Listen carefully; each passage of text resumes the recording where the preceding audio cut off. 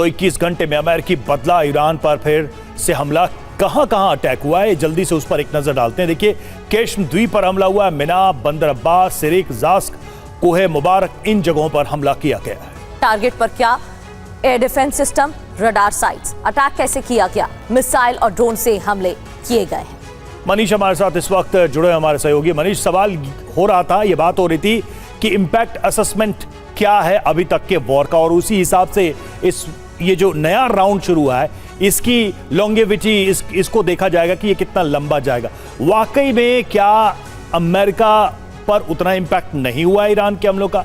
वाकई में क्या ईरान, हिजबुल्ला, उसके प्रॉक्सीज ब्लीड कर रहे हैं लिटरली, ताकि वो बहुत लंबे समय तक युद्ध नहीं लड़ सकते? और वाकई में क्या इजराइल अपने ऑब्जेक्टिव्स को हासिल कर रहा है, इसलिए वो इस वॉर को कंटिन्यू करना चाहता है?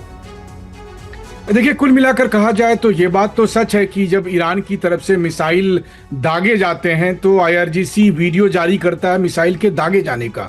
लेकिन दुनिया भर से में जो वीडियो आते हैं वो आता है कि जब ईरान के मिसाइल रिस्पेक्टिव रीजन में, चाहे वो कुवैत पहुंचे, बहरीन पहुंचे, जॉर्डन पहुंचे या इजराइल पहुंचे, तो उसका असर क्या होता है। ज़्यादातर समय ईरानी मिसाइल्स को एयर डिफेंस के जरिए इंटरसेप्ट कर लिया जाता है। तो इम्पैक्ट के हिसाब से कहा जाए तो आईआरजीसी ने हमले तो किए, लेकिन उसका असर क्या हुआ। वहीं दूसरी तरफ जब अमेरिका या इजराइल ईरान पर अटैक करता है तो चूंकि ईरान के पास एयर डिफेंस नहीं है, इंटरसेप्ट करने का कोई उपाय नहीं है। मसलन आज ही जब अमेरिकी सेंट्रल कमांड की तरफ से ईरान पर अटैक किए गए तो उस स्ट्राइक में ईरान को काफी नुकसान पहुंचा।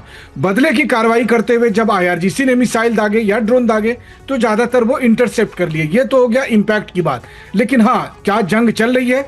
तो 25 मई से आज 10 जून है, पिछले 15 दिन में से 10 दिन ऐसे रहे हैं जिस दिन लगातार ईरान और दूसरे साइड के बीच में इंगेजमेंट हुआ है। तो अगर इस 10-15 में से 10 दिन की रोज लड़ाई हो रही है तो जाहिर है कि इसका मतलब कि कम से कम सीज फायर तो नहीं है, ये मिनी वॉर चल रही है। और हाँ, तीसरी बात, ट्रंप कहते थे नेतन्याहू को कि भाई क्या हो गया अगर ईरान ने 20 मिसाइल मारे तो कोई मरा तो नहीं ना। लेकिन अभी तो हेलीकॉप्टर गिरा तो बौखला गए, यहाँ भी तो कोई नहीं मरा था, यहाँ भी तो दोनों पायलट सुरक्षित है, खुद ही वो कह रहे हैं। तब हमला क्यों कर रहे हैं? अपने मामले में हमला करेंगे और नेतन्याहू को ज्ञान देंगे। तो ये कॉम्प्लेक्स बना हुआ है उस सिचुएशन में। और आरक्षी साहब ठीक ही कह रहे हैं कि अगर हमारे एरिया में रहोगे, यहाँ पर हेलीकॉप्टर फ्लाई करोगे तो ये रिस्क तो होगा ही। तो अगर सुरक्षित रखना है तो इस इलाके से छोड़कर चले जाओ। कुल मिलाकर लब्बो-लुबाब यही है कि ये जंग छोटे रूप में रोजाना की तरह से चल रहा है। अब ये कब भड़क सकता है? तो कल रात में ही नेतन्याहू की कैबिनेट ने फैसला लिया है कि जरूरत पड़ेगा तो हम अकेले लड़ने को तैयार हैं। तो अगर इजराइल की तरफ दोबारा ईरान ने मिसाइल दागे, जैसा आज उन्होंने जॉर्डन में किया, कुवैत में किया, बहरीन में किया, अगर इजराइल में मिसाइल दागे तो मुझे लगता है फिर वो जंग कंटिन्यू हो जाएगी। बिल्कुल बिल्कुल मनीष, और अब्बास अरागची की तरफ से तो साफ कह दिया गया है, दूर रहने की चेतावनी दी गई है। लौटेंगे एक बार फिर से आपके पास, लेकिन अमेरिकी अटैक के बाद जवाब में ईरानी हमले भी देखने को मिल रहे हैं। पश्चिम एशिया में अमेरिकी टारगेट पर अटैक, यानी कि यूएस टारगेट पर अटैक किए गए हैं। आईआरजीसी की तरफ से बताया गया मिसाइल और ड्रोन से हमले ईरान कर रहा है।